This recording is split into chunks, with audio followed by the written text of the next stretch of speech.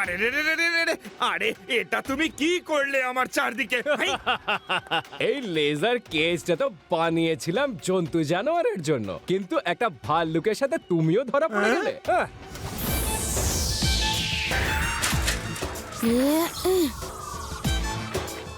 Uncle, ওনাকে ছেড়ে দাও। আরে পুচকে, তুমি কোথা থেকে এলে এখানে? পুচকে বলো না কাকা।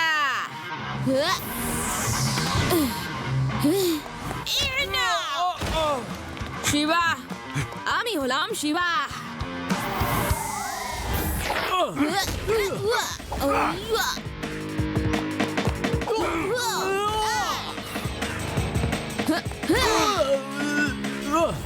আরে তোমাদের এই ফাইটের চোটে আমার লেজার গানটাই ভেঙে যাবে যে।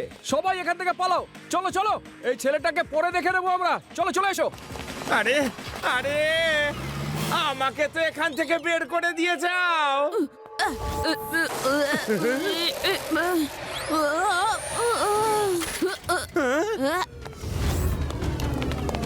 এখন তো শুধু একটাই উপায় আছে।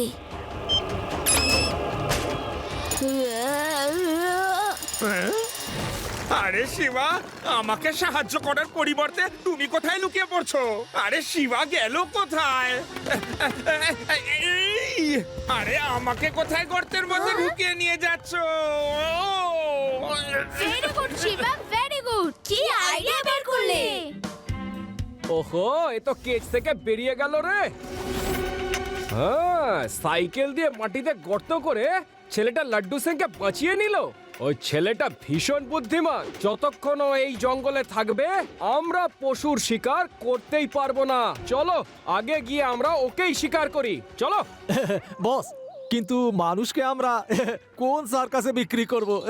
আরে তোর বুদ্ধি কি তোর হাঁটুতে আছে? হ্যাঁ, আমাদের শুধু ওকে ধরে বন্দি করে রাখতে হবে, যাতে আমাদের শিকার শেষ না হওয়া পর্যন্ত ও আমাদের রাস্তায় কোনো বাধা না দিতে পারে।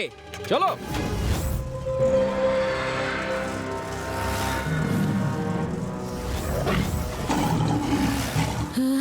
মনে হচ্ছে লোকগুলো লায়নকে ধরেছে। চলো তাড়াতাড়ি চলো, ওই দিক থেকে আওয়াজটা আসছে।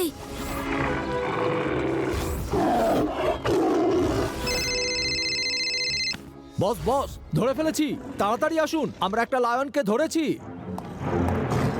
ওই লায়নটাকে এক্ষুনি ছেড়ে দাও, নয়তো ভালো হবে না কিন্তু। বস বস, ওই ছেলেটা এখানেও এসে গেছে, প্রচন্ড মার মারে। আমরা এখান থেকে পালাচ্ছি, আপনি এখানে আসবেন না।